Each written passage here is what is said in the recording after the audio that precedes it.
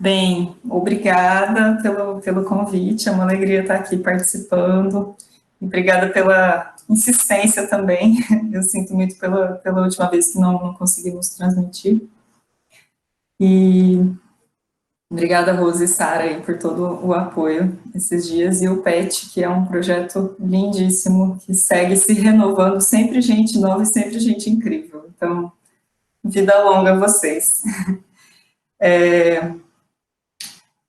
É isso, né? Eu trabalhei bastante tempo no laboratório da Rose, né?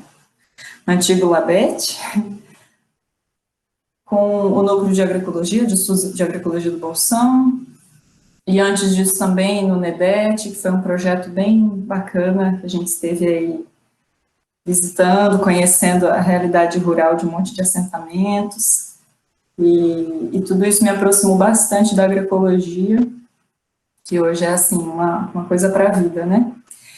E desde 2018, quando eu estava no fim aí do meu mestrado, eu também trabalho com plantas medicinais, faço chás e outras coisinhas com a Paratudal, e tenho, assim, tenho desde sempre muito amor pelas plantas. Já quando era criança eu falava que ia ser botânica, mas isso não aconteceu, mas está acontecendo de algum jeitinho, assim, né? E vamos lá, ver o que a gente consegue fazer de misturas entre geografia e plantas e tudo mais. Eu pensei em falar isso, né? Trouxe essa proposta de pensar plantas medicinais e pandemia, o que tem a ver a gente usar plantas agora, né? E pensar nessa autonomia aí de saúde, né? Do quintal, nesse resgate de saberes, nesse momento tão delicado que a gente está vivendo. Eu aprendi esses tempos uma técnica não, é uma coisa que diferencia as pessoas otimistas das pessimistas, ou um jeito, né, da gente ter otimismo ou pessimismo numa situação. E aí a técnica é essa: quando você quer ser otimista, você fala a parte ruim antes, e depois você fala a parte boa. Então vamos inverter um pouco essa ordem aí, e botar essa pandemia aí no comecinho, tá bom? E depois a gente vai para a parte boa das plantinhas. Sobre a pandemia e as epidemias, só uma olhada geral. Nos últimos 20 anos, tem muitos estudos, né, que mostram que tem um aumento enorme de surgimento de vírus patogênicos que são potencialmente terríveis para nós e para outros animais também, e no salto desses vírus de animais para humanos, que é o que acontece sempre em epidemias, né? Tem epidemia a Covid agora, que a princípio disseram que o coronavírus tinha sido transmitido, né, de um morcego para uma pessoa, e de fato os coronavírus são uma família enorme de vírus que habitam os morcegos e não fazem mal para eles, mas tem muitas dúvidas aí nessa coisa tão direta, né, e tão cheia de preconceitos também, que foi divulgada no começo de tudo, né, dos chineses e tudo mais. E a coisa, na verdade, é muito mais profunda, né? Muito mais problemática. Os epidemiologistas apontam 3 causas centrais para essa eclosão de doenças. A primeira, a destruição acelerada dos ecossistemas, que a gente tem vivido cada vez mais, vemos hoje, né, em dia, e o Pantanal todo sendo queimado. A produção em escala industrial de animais para o consumo humano e o nosso modelo global de importação e exportação. Vamos dar mais uma olhadinha. O que causa essa destruição acelerada? Se tem um monte de vírus que estão nos animais silvestres e que podem fazer mal para a gente, quando a gente entra em contato com esses animais que normalmente estão lá felizes na floresta, as chances desses vírus saltarem para a gente aumentam muito, né? Tem uma fotinha aí de uma, não dá para entender direito, mas é uma arara, são araras aqui em Três Lagoas, né? Isso é uma pequena demonstração, que como que essas araras estão cada vez mais perto da gente. Para a gente pensar numa escala mais aqui, né? Com essa destruição enorme do cerrado, da fauna local, o aumento de aves que vêm se alimentar nas cidades é super destacado, todo mundo vê, né? Antigamente, as araras, elas voavam lá por cima da cidade, hoje elas estão no nosso quintal. Então, isso nos deixa muito expostos a esse contato, e quanto mais exposição, mais chances a gente tem, né? Outra coisa, assim, é a urbanização, né? Toda a expulsão dos povos do campo deixa as pessoas vivendo sempre em situações muito precárias nas cidades. Então, a gente vê periferias, vê um monte de aglomerados urbanos no Brasil e no mundo, que também são frutos desse processo, dessa destruição e da tomada aí do território, né? Um outro agente são esses tráficos de animais silvestres, que ainda acontecem muito, muito, muito.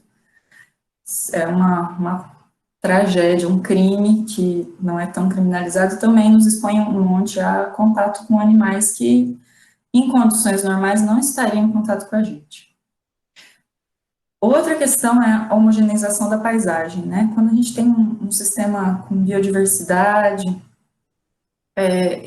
o sistema próprio se regula, e as doenças que surgem não são capazes de causar uma destruição tão grande, assim, no próprio sistema. Com a redução da biodiversidade que a gente vê na agricultura capitalista, em que campos inteiros, né, florestas inteiras são transformadas em uma única planta, e essa planta, ela ainda é um clone de uma planta, ou são sementes modificadas, que tem uma variabilidade genética minúscula. Isso, com certeza, obviamente, causa um desequilíbrio enorme em todos esses sistemas.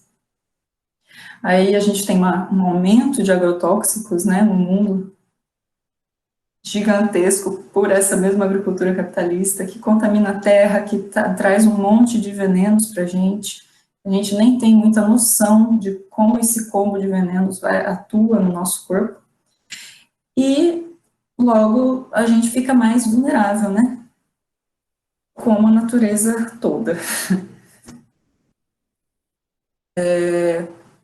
O segundo item, que é a produção dos animais em escala industrial, é outra tristeza do nosso modelo aí agrícola, agrícola, né, do mundo. Então, estima-se que 60% das doenças infecciosas vêm de animais, e a gente tem hoje uma população gigantesca de animais em criação. Aí você pensa, puxa, mas 3 vezes mais do que a população humana, nem é tanto assim, né? 3 galinhas para uma pessoa. Não, gente, 3 galinhas que estão ali um dia, elas vão ser mortas milhões de vezes. Então, é uma população muito fluida, né? Não é que são só 3 vezes mais animais criados do que humanos. Outra coisa é que a distribuição desses animais, ela é totalmente injusta, né? Não é que cada pessoa vai ter acesso a isso. Pelo contrário, a gente tem um consumo enorme no norte global como um todo, muito maior do que no sul e nos países mais pobres, e as consequências dessas criações, na verdade, realmente ficam com os países mais pobres, né?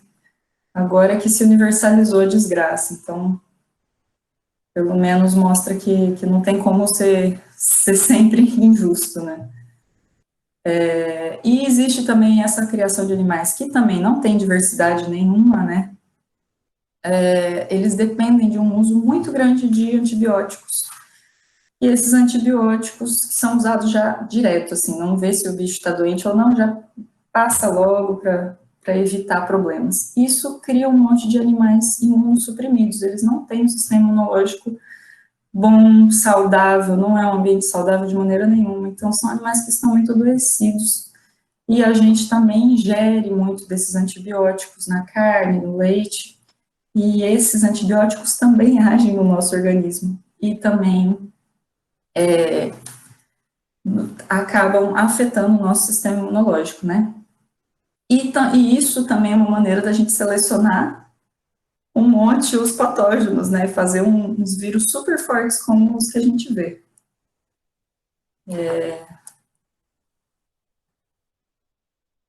Bom, algumas gripes para a gente lembrar, a gripe aviária, né, nesses últimos 20 anos, a gripe aviária foi isso, em aves, granjas, colocaram a culpa nos cisnes, que os cisnes passaram lá e contaminaram as galinhas, mas se não tivesse milhões de galinhas numa situação precaríssima, e, né, não teria, quem sabe, causado todo esse dano.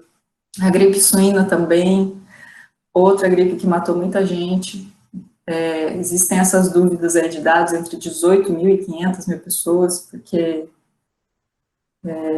tem bastante diferença nos dados por falta de dados mesmo dos governos, como a gente vê hoje, né, que existe uma possível subnotificação.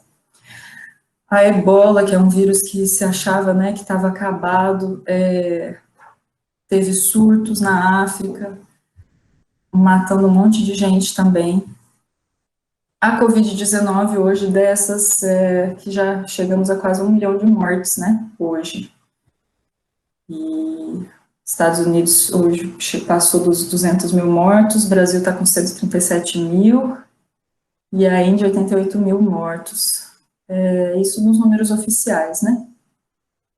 Tem também a gripe suína africana, que é uma gripe que está há mais de um século afetando todas as criações de porcos no mundo.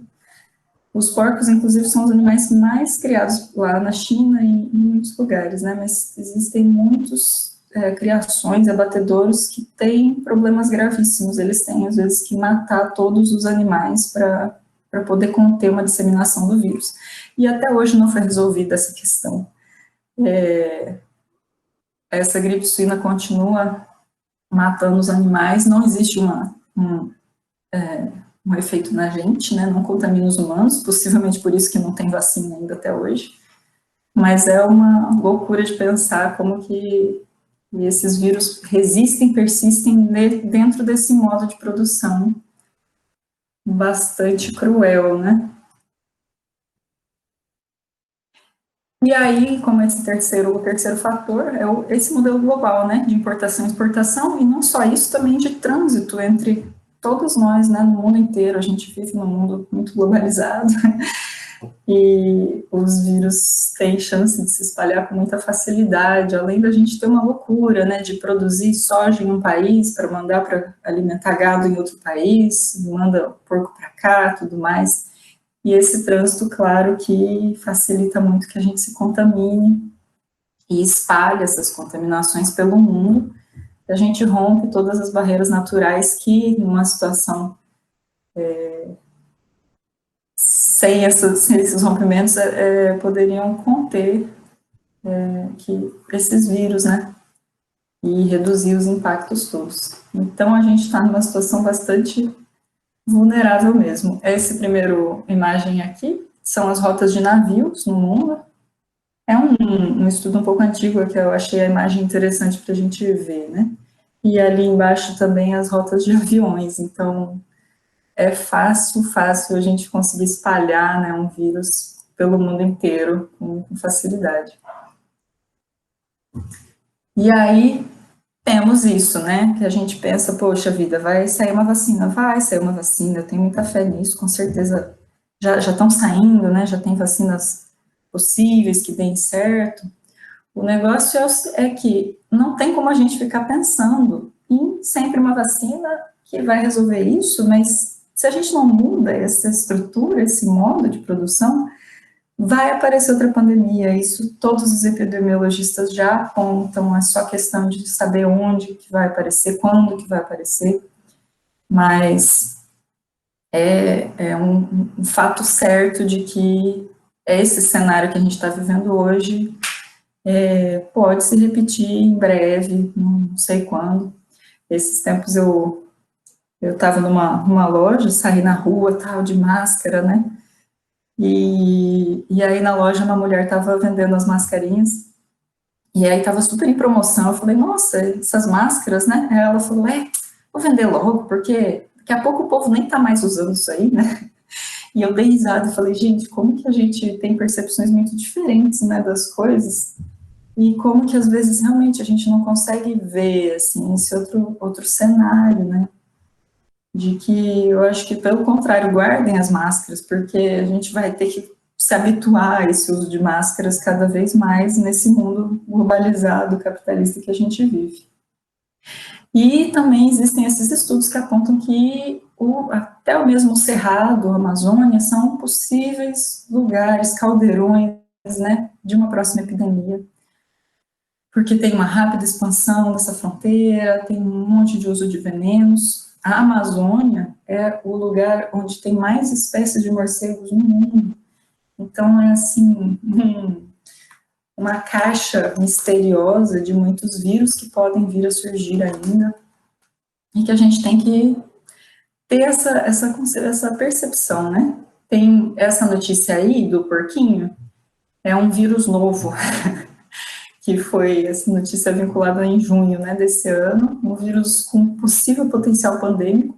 O nome dele mostra o tamanho da dor de cabeça, né, G4EH1N1. É uma variação do vírus da gripe suína, que é terrivelmente, sim, o pessoal estava estudando no laboratório, vendo que é um vírus muito perigoso de se espalhar, pode ser que se espalhe, pode ser que não, né, mas assim, é só questão de tempo até que isso aconteça novamente. Isso que a gente nem saiu desse quadro que a gente está hoje, né.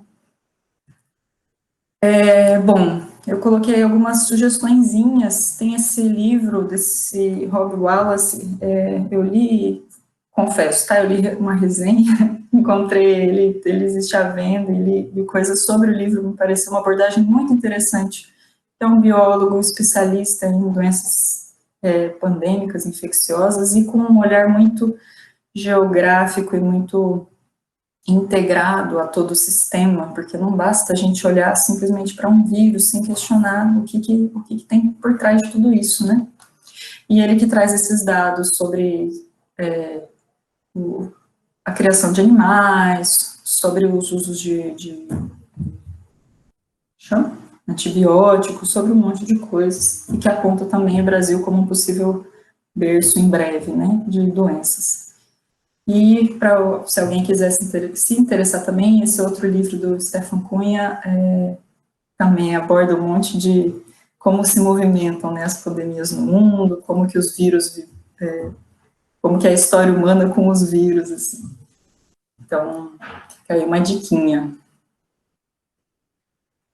E, bom, o que fazer, né? Porque é um problemão e muito pautado nessa concentração de terras louca, né? Que a gente vive. Essa falta é um incêndio no Pantanal. E é um pouco, talvez, como eu me sinto às vezes, sabe? Imagina esses tuius aí, que não tem nem mais ninho, nem nada, e o mundo está pegando fogo, está sendo destruído, assim, né? Por nós mesmos, assim, pelo nosso próprio sistema que a gente chegou até hoje.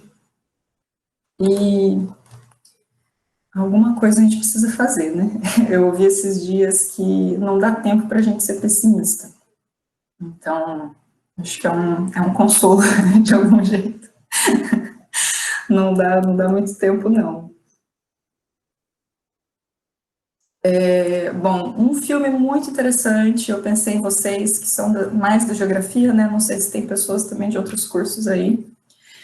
É um documentário bem recente do Silvio Tendler, que é um diretor brasileiro, se chama Fio da Meada, e ele traz todo esse paradigma, todos os problemas que estamos vivendo agora nesse sistema, e como que a gente poderia fazer, né, como é que a gente sai dessa loucura.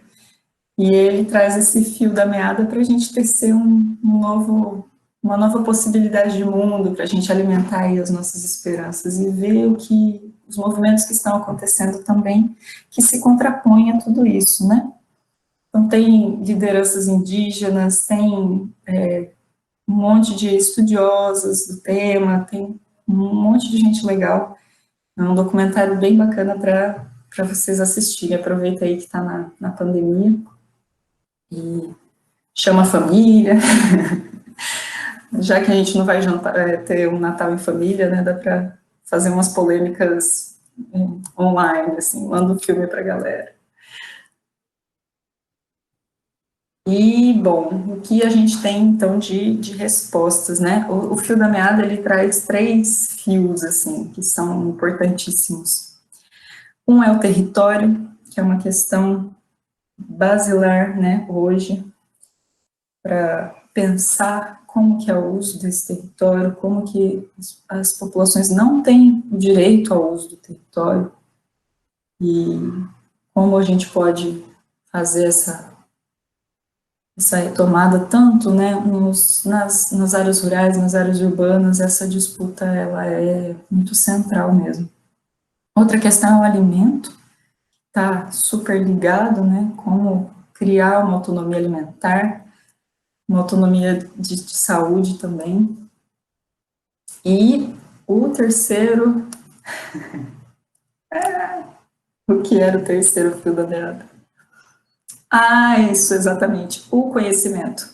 Como a gente pode unir o nosso conhecimento científico que temos hoje, e não é para jogar tudo fora, né? É para a gente aproveitar um tantão, é só estar atenta a como o capital se apropria também das coisas, né? A quem que servem os discursos que são feitos, e como unir isso com os conhecimentos tradicionais de povos muito diversos que vivem também, que convivem com a gente no mesmo planeta, e que têm sido silenciados, né, pelo pensamento ocidental, pelo modo capitalista de produção, que tomou conta do mundo inteiro, né? E a gente até esquece que existiam outras maneiras de viver que não estavam ligadas ao lucro, que não estavam sustentadas pelo dinheiro, e que, na verdade, são a única maneira da gente continuar vivo nesse planeta, e de manter o planeta vivo também, né? Que seria muito bom.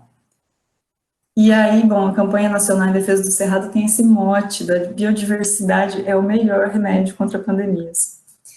Então, não é uma receita de chá, é um pouquinho maior que isso, mas é muito lindo realmente pensar que o caminho que a gente tem para seguir é esse. E até pensando em diversidades além, né, das sociobiodiversidades, as diversidades de pensamento, é importantíssimo que a gente tenha, que a gente fomente elas, porque isso evita que a gente tenha pandemias também de ideias muito tortas que se espalham com muita facilidade quando a gente não tem muitos diálogos, né? Não tem tempo para se pensar no mundo, a gente não se vive para trabalhar e trabalha para viver, então a gente tem que achar um buraco nisso tudo para conseguir questionar essas coisas, né? E aí vocês têm uma fotinho linda, uma biodiversidade bem conhecida para quem foi no 20 de março, talvez, ou em algum outro assentamento, ou no sítio dos avós, que tem uma diversidade incrível de plantas. O controle das doenças é todo feito, né, com as próprias plantas, com uma planta que você planta ali, ou você moe ela e joga em cima daquilo para matar o animal, para, né, para controlar algum desequilíbrio. Então, a agroecologia, ela vem com muitas respostas, né, apresentando o outro caminho, que é um caminho que já existia, né, e que agora resiste, renovado aí com todas as trocas que acontecem. E é a maneira da gente conseguir se relacionar com a terra, né, com mais tranquilidade. Nossa, gente, nem sei que horas são, 6 horas, tá? Não, tá dando tudo bem. A Ana Primaveras, ela é uma autora brasileira, né, uma agrônoma que faleceu faz pouquinho. Ela tem um estudo muito legal que fala sobre a saúde e sobre a importância da gente ter um solo sadio. Se a gente tem um solo sadio, um solo vivo, com diversidade de minerais, com diversidade de micro-organismos, as plantas que nascem desse solo serão plantas sadias, e as pessoas que vivem nessa terra, que se alimentam dessas plantas, elas vão estar com saúde. Então, a saúde é um conceito muito mais amplo, na verdade, né? Ela mostra várias coisas, como que faltas de nutrientes específicos, quando a gente, né, simplifica a cultura, passa máquina, passa veneno, joga NPK, isso simplifica muito o solo vai morrendo, e a comida que vem disso, ela não é tão saudável, ela não vai nos nutrir da mesma maneira, e a gente vai adoecer. A gente está muito interligada, né, com a terra, somos todos um grande ecossistema, assim, também, então, claro que se a terra está sadia, a gente vai estar sadia, e é por isso que a gente está adoecendo tanto, né, porque estamos vivendo de uma maneira muito nociva, muito insalubre, de fato. Então, é também um convite para a gente pensar nessa doença como um tapa na cara, assim, né, um chacoalhão para a gente mudar um pouco as coisas, pensar o que é que a gente está fazendo, como é que a gente está vivendo dessa maneira, né, não dá mais para seguir assim. Então, se dá para pensar na Covid em algum ponto positivo, eu acho que é trazer todos esses questionamentos, né, e deixar tão claro como que estamos vivendo de uma maneira muito insustentável mesmo, muito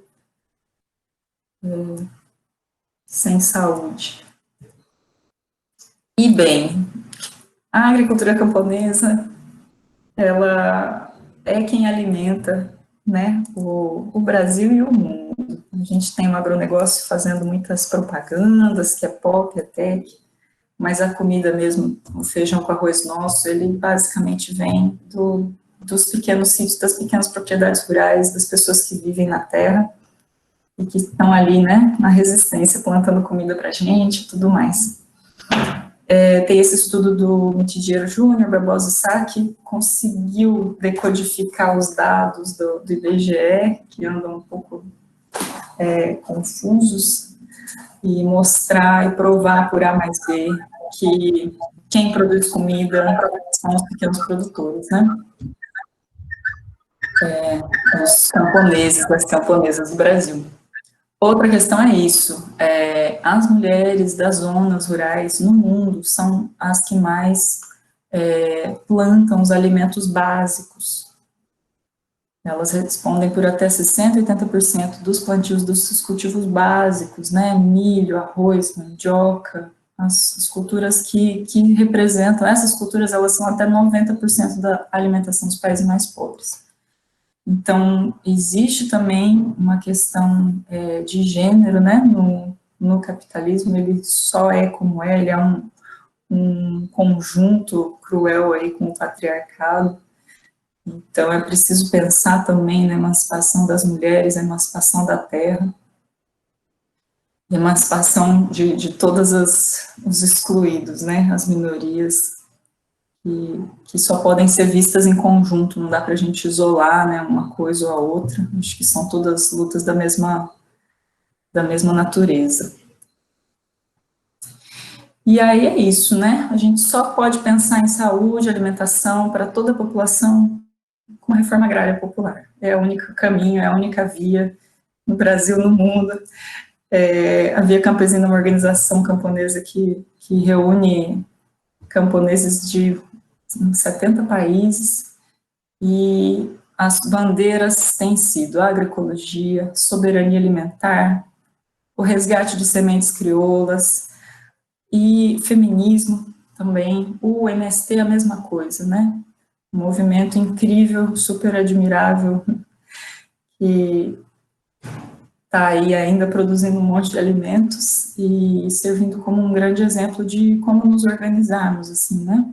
Coletivamente, como ter uma organização de base que funcione, que consiga se comunicar com os seus, encontrar eco nos diálogos e lutar pelos seus direitos. Então, isso. Fazer um merchanzinho, tá? Tem alguns livros de agroecologia e vários outros livros para quem mora em Três Lagoas ou aqui na região. Essa é a livraria da Gleice, para quem a conhece. Expressão Popular, que é uma editora do MST, inclusive, e eles têm uma série de títulos incríveis, então comprem livros aí, tem muitas coisas dessas também em PDF, e os livros da Expressão Popular são bem acessíveis, então se alguém se interessar por alguma dessas coisas, dá um alô para ela, que ela com certeza vai ter uns títulos legais. E, bom, vamos lá. Plantas. As plantas medicinais, bom, elas são usadas desde sempre, né, pela humanidade. Desde que a gente viu, sei lá, entendeu que era um ser, existe uma interação, uma dependência, uma dependência não, né, eu acho que talvez uma simbiose, assim, né, das pessoas e das plantas que vão vivendo junto. Os sistemas de medicina mais antigos da humanidade, eles são baseados nisso, hábitos saudáveis, alimentação e plantas medicinais. Então, é a base da nossa saúde mesmo, tá aí há muito tempo.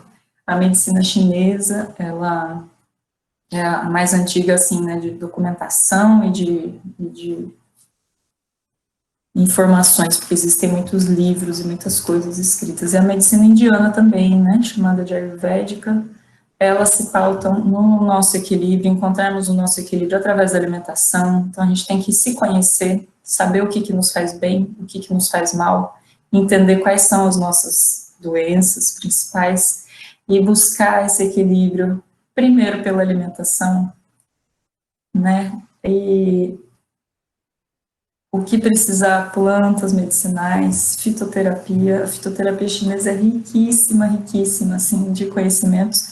E, claro, essas são as que a gente tem registros escritos, mas existem todos os conhecimentos dos povos originários da América Latina, de povos em todo o mundo que tem um amplo saber sobre as plantas e vem usando elas para viver até hoje. Então, essa história aí é bem antiga, né? Tá ali o chinesinho feliz, uma aguinha quente, que ele não é bobo, toma muito chá, né? Muito sábio. E uma plantinha que ele está manipulando ali para fazer talvez um preparado. E já que a gente está falando de saúde, vamos pensar então o que é essa saúde, né? Na Organização Mundial de Saúde, eles definem a saúde como um estado de completo bem-estar físico, mental e social. Então, não é apenas a falta de doenças, ela é um conceito muito mais abrangente. A gente tem que estar bem no nosso meio, né? A gente tem que estar feliz com uma casa, enfim, existe um monte de coisas que vão determinar que estamos saudáveis, né? E aí ficam essas questões, será que a gente está vivendo num mundo saudável, né? Como que é possível a gente ter saúde hoje em dia? Bom, em termos legais, a saúde ela é um direito de todos os cidadãos e cidadãs pela Constituição Federal de 88, e ela é um dever do Estado, garantido mediante políticas sociais e econômicas que visem a redução do risco de doença. Olha só, então é uma medicina, uma saúde preventiva, né? E de outros agravos, é o acesso universal e igualitário às ações e serviços para sua promoção, proteção e recuperação. Então, a lei, o que a lei diz sobre a saúde é muito lindo, e a gente tem que saber disso, saber dos nossos direitos, para conseguirmos também buscar maneiras de denunciar coisas que não sejam saudáveis, né, para a gente, e nos colocarmos como cidadãs aí, desse Brasil com uma democracia recente e questionável, mas ainda assim, né, uma democracia, que é jovem como eu, é de 88 também, esse código todo, e na Constituição que foi criado o SUS que é uma coisa maravilhosa, que a gente tem que defender sempre. E o SUS foi garantido por essa Constituição, que instituiu o direito de toda cidadã e cidadão ao sistema público de saúde. O SUS, gente, ele é um exemplo de sistema de saúde no mundo inteiro. O SUS, ele pode ter muitas falhas, e falhas bastante causadas por um estrangulamento, assim, né, do seu funcionamento. Mas ele é um projeto muito lindo mesmo. Ele se pauta em 3 princípios: a universalidade, então todas as pessoas têm acesso aos serviços, né? A integralidade, ou seja, é preciso tratar o ser como um todo, como um ser integral. Não basta, né, tirar sua dor de dente, mas vamos entender o maior disso tudo. E a equidade, que é tentar, né, buscar superar as desigualdades que existem por tratamentos também que compreendam essas desigualdades e atuem dessa maneira. E todo mundo usa o SUS, embora a gente, mesmo as pessoas que acham que não usam o SUS, usam, porque o SUS está presente em tudo, né? A vigilância sanitária, a Anvisa, você vai comer fora, é o SUS que está lá, as campanhas de vacinação, a qualidade da água cuidada pelo SUS, as ambulâncias são do SUS. Antes de ter ambulância do SAMU, gente, as pessoas eram acidentadas na rua e eram carregadas de táxi do carro que tinha, imagina, uma loucura. E, então, o trabalho do SUS é muito mais amplo, às vezes, do que a gente, né, imagina, e existe,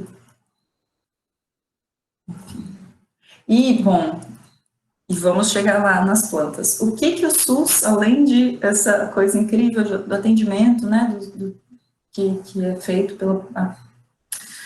do atendimento da população que ele presta, em 2006, o SUS aprovou a Política Nacional de Práticas Integrativas e Complementares em Saúde. O que são essas práticas integrativas? São tratamentos diversos, que não são só da medicina ocidental, que a gente conhece, né? Então, existem uma infinidade de terapias, respeitando vários conhecimentos tradicionais, que foram incluídos no serviço do SUS.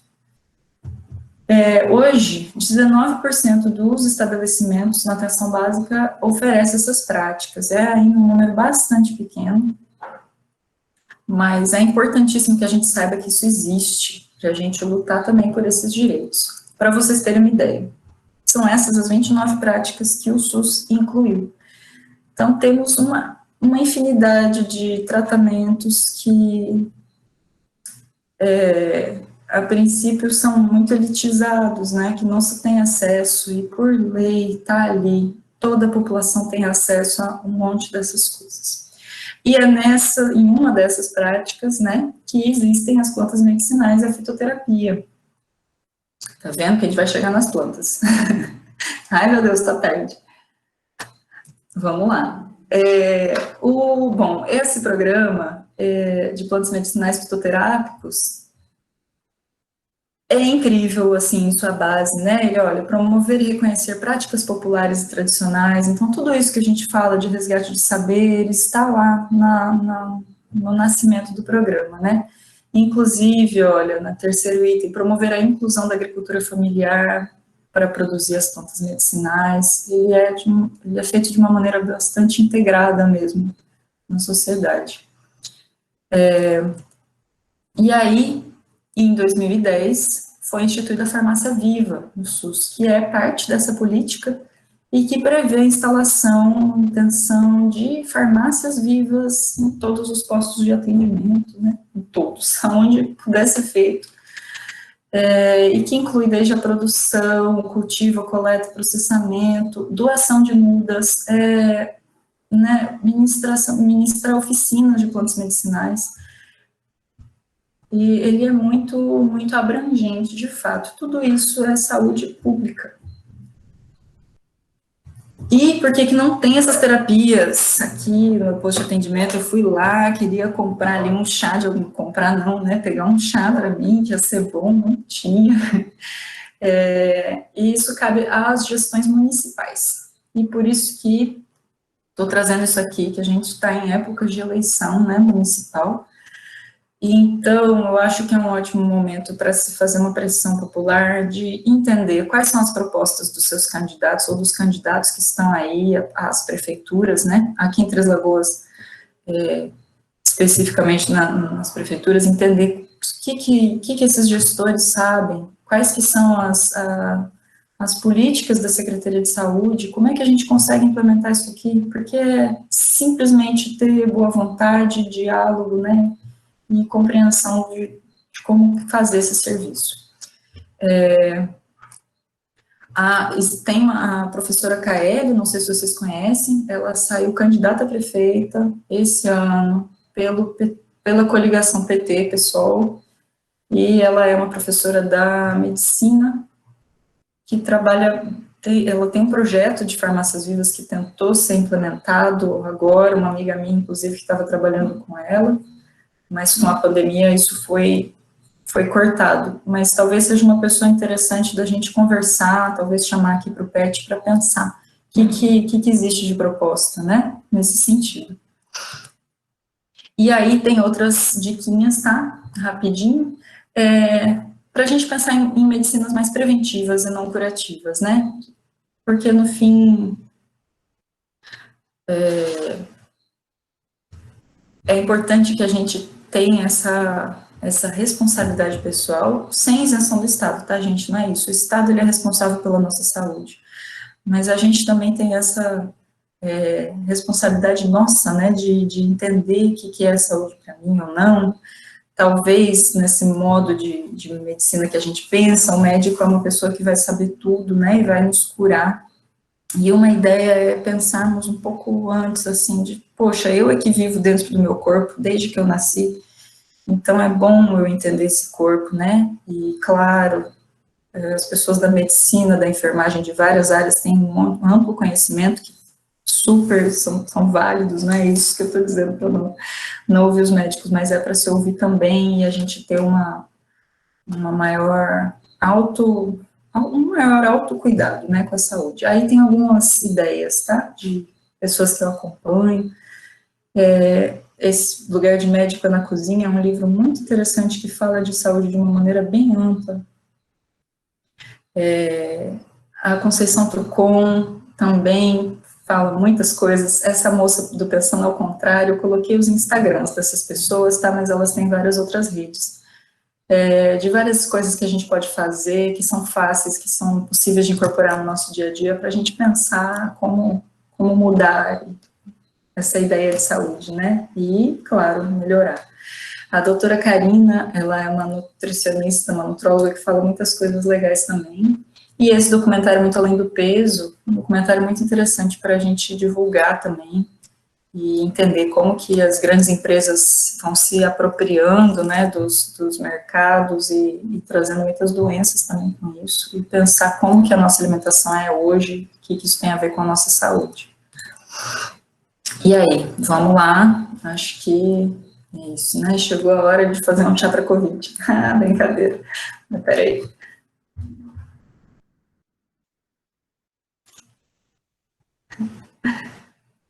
Olá. Nossa, gente, eu sinto muito que são 6h20 e a gente tá aqui, né? Mas vamos, vai dar tempo de passar um básico, tá? Dos preparos também, de chás que são bem legais para a gente tomar agora. Primeiro, claro, não tem um chá para Covid, tá, gente? Existem muitas ervas que podem nos ajudar muito a nossa saúde. E aí eu acho que tem também, a gente que ter um cuidado, porque tem um monte de coisa falando, pô, um monte de fake news, né? Você acha que isso daí, essa crença de que açafrão é bom para a saúde, vamos jogar isso fora. E não é jogar isso fora também, claro que açafrão é bom para a saúde, mas não é por isso que a gente vai tomar açafrão e achar que está à prova de vírus, né? Então, por favor, se cuidem, lave as mãos, protejam-se. A gente tem que manter os nossos cuidados, e só que as plantas, elas têm bastante coisa, assim, a nos contribuir nesse processo todo aí, de passar por esse período, né? Bem, plantas. Os chás, seguinte, a gente tem basicamente duas maneiras de preparos, tá? Infusão e decocção, para a gente fazer chás. Quando é florzinha, coisa suave, camomila, hortelã, folhas, que são plantas mais delicadas, esse daqui é um chá de macela, não sei se vocês conseguem ver, tá com um pouquinho a luz, né? Você esquenta a água, esquenta lá uma xícara de água, beleza, uma xícara que eu vou fazer para dormir. Põe um punhadinho, punhadinho que cabe no punho, gente, é o que eu aprendi. Na mão fechada, né? Esquenta a água antes dela ferver, tipo água para café, desliga, joga a erva lá dentro, seca, cobre, deixa 10 minutos, ou o tempo de esfriar. Esse é o preparo básico para a maioria dos chás que a gente tem. Deixa lá e aí você toma depois. Quando os chás são de coisas mais duras, por exemplo, esse daqui é um barbatimão, é uma casca de uma árvore, ou sementes, canela, cravo, gengibre, que é uma raiz, coisas mais duras, elas precisam ferver na água por mais tempo, tá? Então, você vai ferver para conseguir extrair um pouco mais dos componentes. Agora, as coisinhas fofinhas, florzinha, folhinha, não ferve, tá? É uma coisa assim, até de nossa sensibilidade, dá para pensar que realmente não é bom, né, ferver as florzinhas, que elas perdem um pouco mais perdem as propriedades, né, se a gente ferver muito. Os duros é isso, a decocção a gente vai deixar de 5 a 10 minutos fervendo, isso serve para esses que eu falei, tá? E pronto, aí você vai ver que vai pegar uma cor legal, pode coar. Perfeito. Então, não tem muitos mistérios para a gente fazer um chá. Agora tem, sim, não tem muitos mistérios, mas tem. Cuidados muito importantes. Primeira coisa é usar as plantas corretas. Você sabe que planta é que você está usando? As plantas, elas são, né, produzem milhões de compostos químicos e elas podem, se a gente usar errado, a gente pode se intoxicar, a gente pode até morrer usando uma planta errada. Isso não, eu estou falando rei, mas é verdade. Pode mesmo.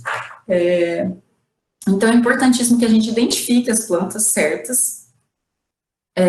Fala, não, isso daqui é essa planta. Peraí, que eu colhi algumas.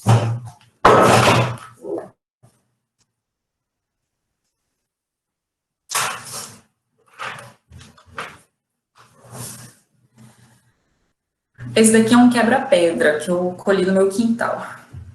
Mas é isso, você tem um amigo da botânica, um professor da botânica que pode ajudar, se você não tem certeza da planta que você tem, não usa, tá? Usa se você tiver certeza. Se você ficou na dúvida, procura no Google, talvez, procura identificar qual é o nome científico, qual é a planta que você está usando. Ou é isso, se a sua avó que planta aquela planta milênios, ela fala, não, isso aqui é quebra-pedra, meu filho. Então, tá bom, né, é quebra-pedra, mas é sempre bom a gente identificar qual que é a espécie, para poder saber quais são os efeitos, quais são as contraindicações de uma planta, porque a gente tem plantas que não são recomendadas para todo mundo. E isso é importantíssimo da gente saber, para a gente não ter acidentes, né? E também qual é o uso, qual é a dosagem. Eu recomendo, de tudo que eu já ouvi, de plantas medicinais, que a gente não use uma planta, qualquer uma, até camomila, por mais do que 21 dias seguidos, com uso terapêutico, né? Tipo, estou usando para uma dor de barriga terrível. Não usar mais do que 21 dias seguidos, porque as plantas, elas afetam todo o nosso corpo. Então, tem uma planta que pode trabalhar um pouco, fazer nossos rins trabalharem um pouco mais, e se eu uso por um período muito longo, pode dar algum problema no meu rim. Então, a recomendação geral que existe é essa, assim, de usar até 21 dias, dar uma semana de folgas, porque às vezes é uma planta que te melhora bastante coisa, né? Principalmente tem muitos desses chás diuréticos, às vezes o pessoal, né, vamos usar plantas para emagrecer, e aí se usa uma quantidade gigante de plantas por um período enorme, e isso pode acarretar um monte de desequilíbrios na nossa saúde. Então, muita atenção nisso, tá? Na dosagem da planta, quantas xícaras eu posso tomar por dia, qual que é a parte que eu vou usar, será que é a folha, será que é a raiz? Porque às vezes falam isso, faz um chá de tal coisa, e aí o chá de tal coisa tem uma planta que chama cambará, que ela tem as florzinhas, são medicinais, mas a folha é tóxica, as frutinhas são tóxicas, então assim, é muito importante a gente estar atento com isso, né? E aí... Oi. E aí, é importantíssimo que a gente converse com os profissionais da saúde que estão cuidando da gente sobre o uso de plantas medicinais. O fulano me recomendou, me passou um anti-inflamatório, mas aí eu quero também tomar um gengibre que tem um bom poder anti-inflamatório junto. Fala com seu médico, fala com a sua médica. Eu sei que existe, sim, também uma resistência, às vezes, de algumas pessoas da medicina a plantas medicinais, mas é melhor que a gente converse e até vá quebrando a cabeça também deles, do que não falarmos e a gente pensar que está tudo bem, que só tomar um chá. Os chás, eles podem dar interação nos medicamentos que a gente está tomando, né? Então, é muito, muito importante mesmo que a gente tenha esse cuidado, tá? E lute pelo SUS, para os nossos médicos poderem recomendar plantas para a gente, né? Em breve. Vou mostrar, então, algumas plantinhas. Eu falei da macela, plantas muito boas para o sistema imunológico, tá, gente? Já que estamos nesse cenário. A macela é uma planta linda, ela é uma planta daqui também. Os povos Guarani usam, muitos povos diversos devem usar. Ela também dá no sul, no sudeste do Brasil, nasce nos campos. E ela é muito boa para digestão, para diarreia, para úlcera. Ela protege o nosso estômago de úlceras, ela ajuda a cicatrizar, ela acalma as crianças. Deixa eu pegar um. Aí eu mostrar mais tarde. É boa para cólica menstrual. E ela é ótima para modular o sistema imunológico. Ela ativa, melhora o funcionamento dele, né? E também tem um amplo efeito anti-inflamatório. Então, muitas das nossas doenças, elas estão como inflamações no nosso corpo, né? Então, reduzir as inflamações, em muitos dos casos, ajuda muito a curar uma doença.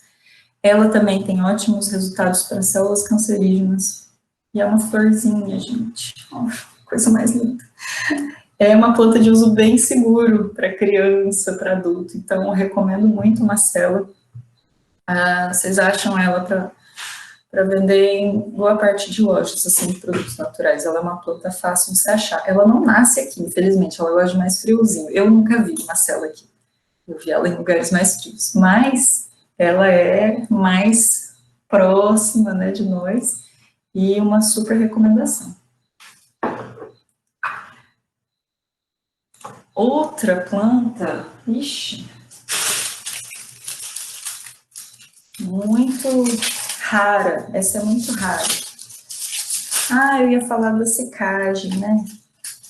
Tá bom, vou falar rapidinho. Um jeito que vocês podem fazer para armazenar as plantas é secar elas. Eu hoje colhi esse quebra-pedra aqui. O quebra-pedra, ele é muito bom para os rins. É quebra-pedra porque quebra as pedras dos rins mesmo.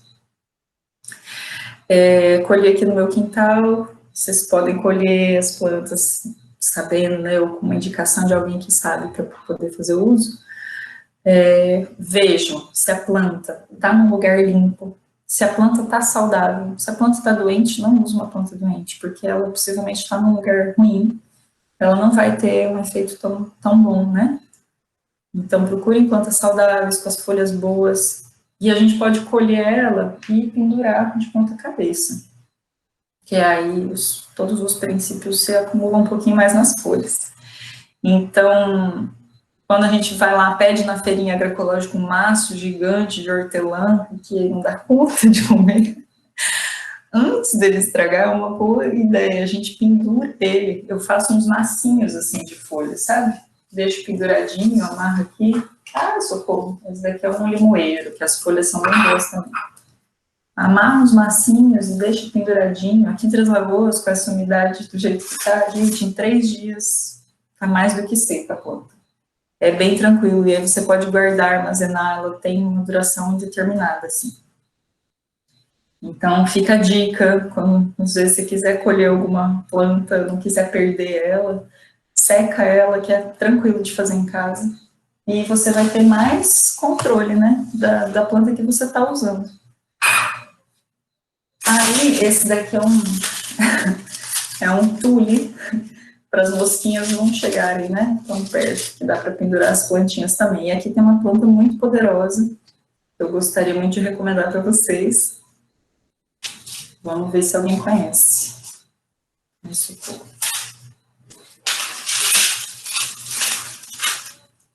Ela já secou, mas vai dar bom.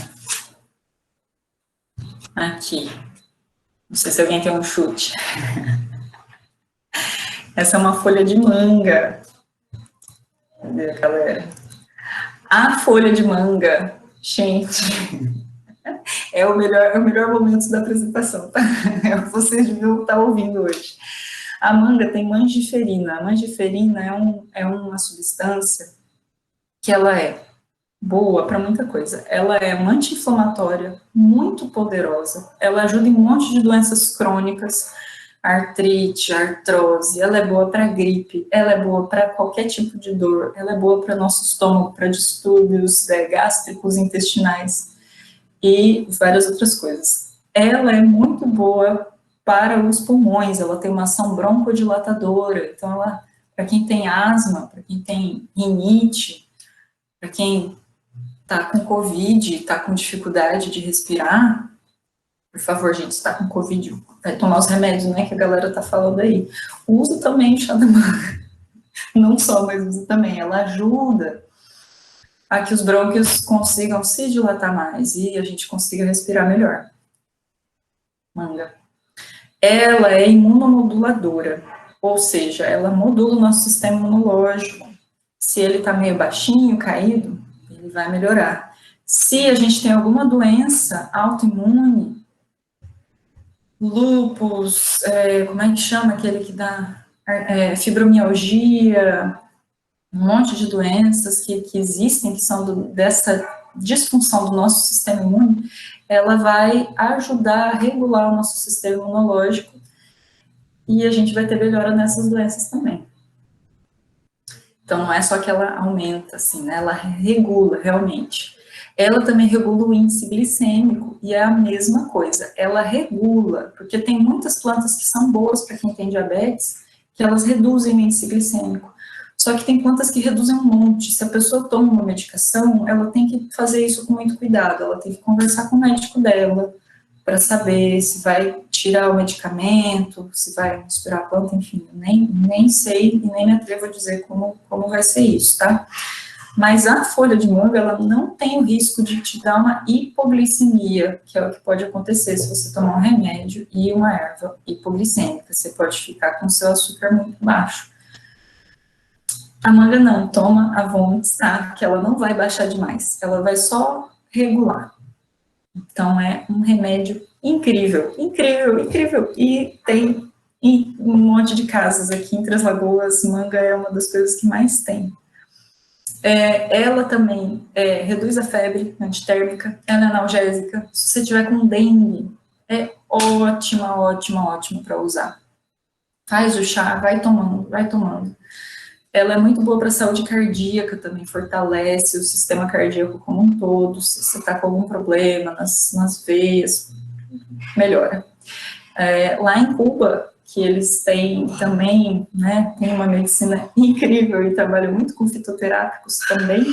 Ela é um fitoterápico muito popular, utilizado para milhões de coisas. E ela é muito segura para crianças, tá? Para todo mundo. Ela é uma planta de uso seguro. Então, façam chá de manga, espalhem isso, porque é um saber que é muito acessível para a gente, tem muitas propriedades mesmo, é uma planta incrível, incrível, e tá aí, né, ao nosso alcance. Pronto, acabou. É só isso que eu vim falar para vocês hoje.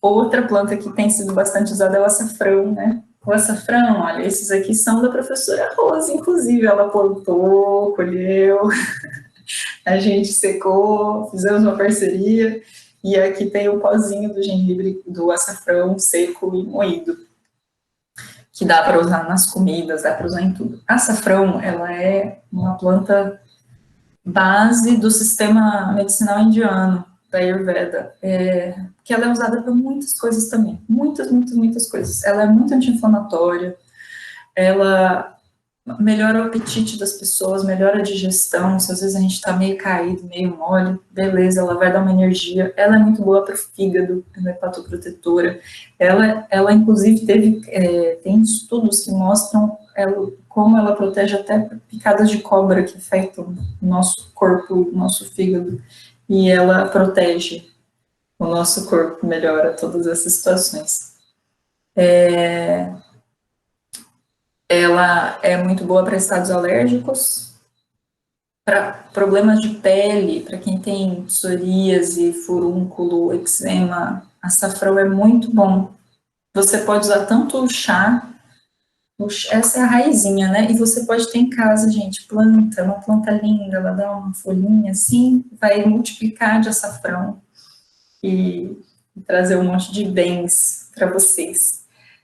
Pode ralar, fazer o chá ferver, né? Lembra, essa é uma raiz, é mais dura, então tem que ferver.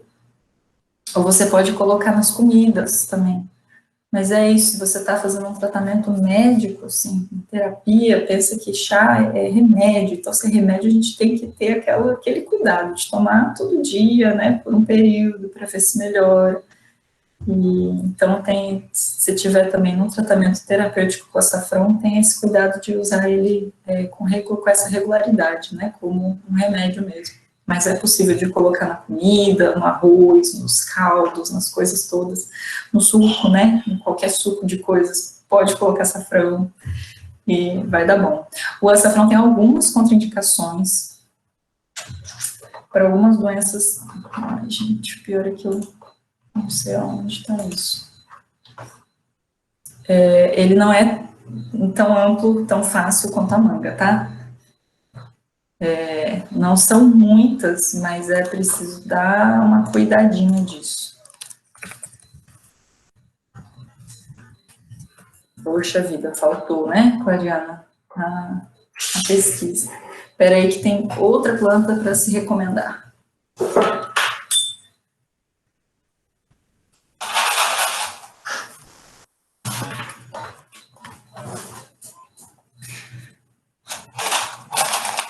Olha, esse aqui é o ipê roxo. Ipê roxo.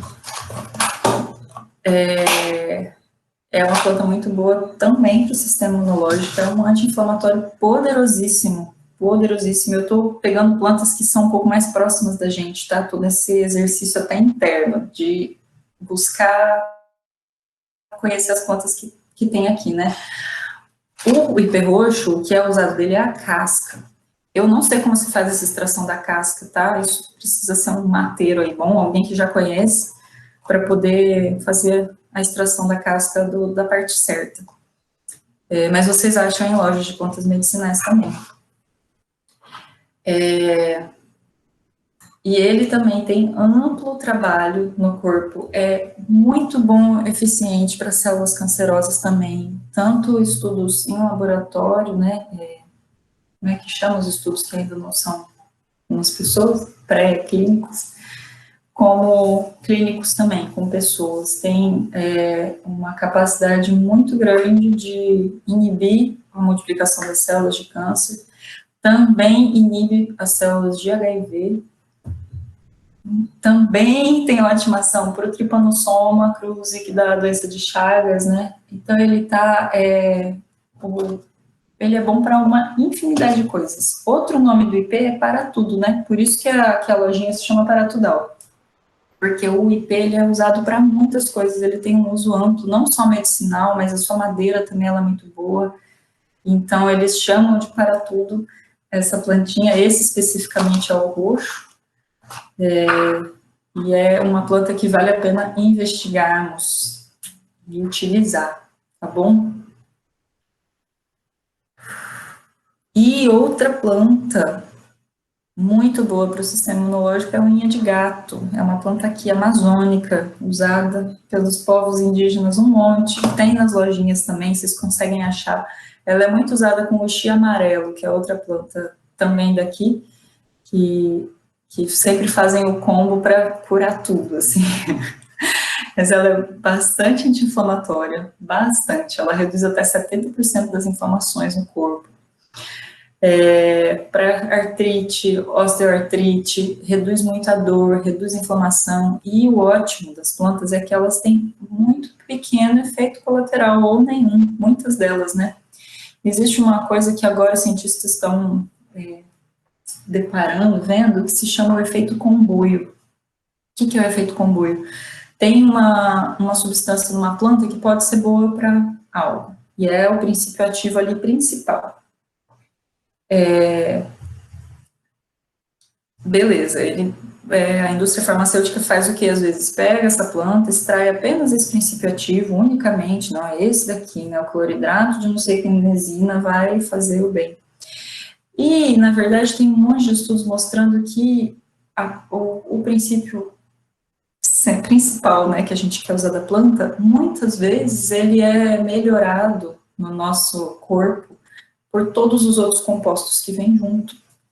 Então, em muitos casos, em muitas plantas, é melhor você fazer a utilização da planta inteira, ao invés de tomar o princípio ativo isolado, porque o princípio ativo isolado pode te dar isso, né? Toma um remédio que vai afetar seu fígado, vai trazer desequilíbrios. Então, quando a gente usa a planta toda, eu não vou dizer em todos, porque eu não tenho esse dado, mas em muitos dos casos é melhor, muito mais recomendado, muito mais aceito pelo nosso corpo do que tomar um princípio ativo isolado.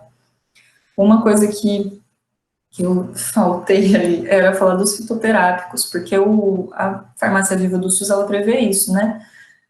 Plantas medicinais e vários preparados. O fitoterápico, ele é um preparadinho, uma cápsula, não sei se alguém já tomou fitoterápico, tem que ser com recomendação também, gente, porque a gente pode se matar, se fazer mal com fitoterápico tomando por iniciativa própria, tá? Mas ela vem com uma dosagem já certa. Então, você tem, beleza, 200 gramas de açafrão. Aí você manda manipular e vai ter a cápsulazinha, e você vai ter certeza que você está tomando todo dia, e vai ter sido produzido em condições boas, né, de higiene, de limpeza, de tudo. E é uma maneira e uma mistura, né, dos nossos saberes tradicionais científicos que pode ser muito boa. Então, consultem as pessoas, os profissionais de saúde sobre fitoterápicos, que pode ser uma maneira muito boa também, tá? De ingerir, de fazer uso de plantas medicinais. E aí, bom, tem um site que eu acho muito bom, um site não, um canal no YouTube, se chama Autor da Própria Saúde. É um biólogo fitoterapeuta muito bom, e você procurando lá, YouTube, autor da, você pode ir direto na planta, eu tô querendo ver o que é o açafrão, vai lá, autor da própria saúde, açafrão, tem um vídeo, ele criou a maior enciclopédia audiovisual de plantas do Brasil, mas ele é um cara muito acessível, que fala uma linguagem tranquila, a gente consegue entender, e ele traz sempre os danos que a planta pode trazer, as contraindicações, os estudos científicos que tem, faz um compilado de muitas coisas que ajuda muito a gente poder ter um pouco mais de segurança para fazer o uso disso. E ele é um amplo defensor do uso das plantas medicinais, em todos os casos, assim, né? Para tudo, acho que ele fala, não, é muito melhor a gente usar planta, não precisa, né? Um monte de doenças poderiam ser curadas, evitadas, se a gente fizesse um uso mais consciente delas. E acho que é isso, assim, esse cuidado que a gente tem que ter com a nossa saúde, que é amplo, né, em várias esferas, psicológico, mental, a gente está em... ia falar de outra planta, não está. Tem tudo muito a ver com toda essa biodiversidade também, com todas essas outras modos da gente viver, saindo desse modelo bem industrial, né, que é também muitas vezes da indústria farmacêutica e de uma medicina que é mais, né, de vender drogas do que de pensar, puxa vida, como é que a gente pode não ficar tão mal, usar maneiras mais preventivas, né, de saúde, ou de ter um cuidado que seja mais amoroso mesmo com a gente, né. É isso aí. Então, É isso, gente. Acho que eu sei que tá super tarde, né? Vocês falaram até às 7 no máximo, 6h30. O Vitor tinha que sair, eu sinto muito, mas se vocês quiserem falar, perguntar alguma coisa, desculpa o tempo todo, né? Tomado, mas é que eu não consegui pensar em a gente falar em plantas sem pensar dessa maneira muito mais ampla, assim. Não é possível a gente continuar vivendo nesse modelo, né? E o que a gente pode fazer dessa maneira integrada de tudo. E estamos aí. Muito obrigada pela atenção. E vamos lá, vou ver aqui as mensagens. Se alguém quiser falar algo, vamos aí. Obrigada. Obrigada, Clara, e obrigada, pessoal. Então, Clara, a Melissa mandou uma pergunta. Clara, com os óleos essenciais, precisa ter os mesmos cuidados que se tem com os chás?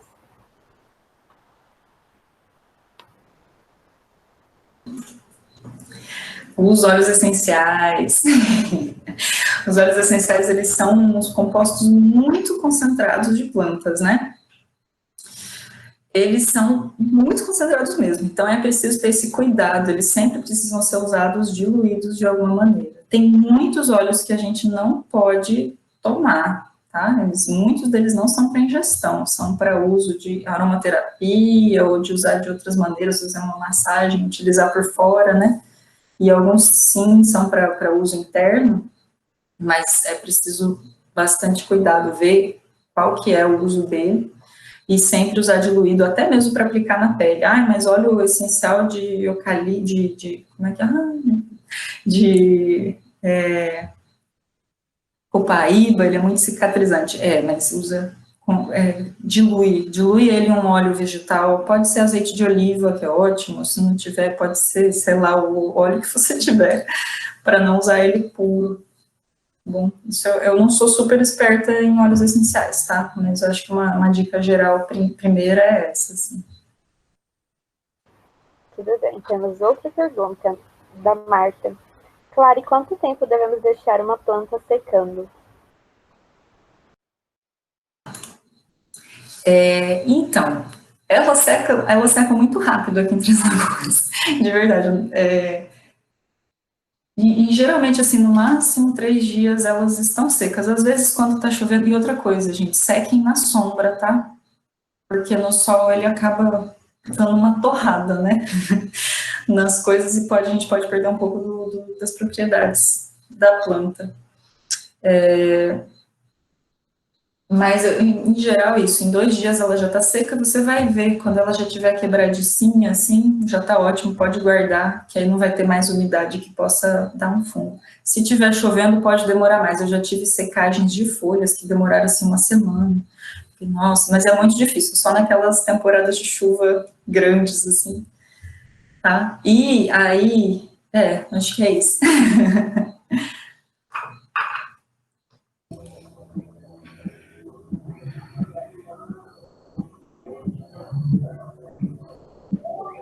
Eu acho que... Mais alguma pergunta, pessoal? Eu queria para a Clare, e já vou fazer uma pergunta, fazer os agradecimentos, que a gente está aí com 7h56, 7h52, né? E agradecer a todo mundo que estava aí assistindo, gostando, e eu acho que fica essa possibilidade da gente pensar outras vezes, pensar outros temas, a questão das farmácias vivas, eu acho encantadora, né? Nossa, Kaeli aí, claro, e te cumprimentar em nome do PET, agradecer imensamente por toda a sua emoção, por essa sensibilidade, né? Quando você fala do Pantanal, né? Sua voz foi embargada, eu acho que é por isso mesmo, a gente se emociona, acho que não tem como você falar em saúde, você não tem como falar nessa ecodependência, sociedade e natureza, sem se emocionar, né? Então, essa é você, inteiramente você, aqui desse lado também, fiquei aqui, né, também emocionada. Então, obrigado por ser essa pessoa por inteiro, né? E ao mesmo tempo que você é essa paixão, essa afetividade, você é essa dedicação, esse estudo, né? Essa cautela, então essa junção mesmo da emoção e da razão, né? E eu gostaria, claro, de pensar o seguinte, da mesma forma que a gente fala em sementes crioulas, que nós falamos em resgate, multiplicação, eu fico pensando nessa destruição do cerrado, né? É dessa matéria-prima que nós estamos perdendo, né? Então, nós temos os saberes, mas é preciso preservar essa natureza que oferece essa matéria-prima. Então, essa tua experiência, né? Sei que o tempo está esgotando aí, mas imagina a dificuldade que você tem também para buscar matéria-prima, uma vez que você trabalha com esses chás. Então, acho que é preciso o resgate dos saberes, é preciso o SUS ter essa abertura, essa sensibilidade para esse conhecimento tão acessível, né, em todos os sentidos, mas é preciso também pensar que há uma relação direta com a diversidade. E essa diversidade está ligada à preservação do cerrado, seja das áreas de preservação, enfim, esse alerta que nós precisamos ter para que a gente possa falar em multiplicação. Obrigado, minha querida. Obrigado a todos que participaram também. Obrigada também, agradeço muito por tudo, pelas portas, pela atenção, pelas palavras lindas aí.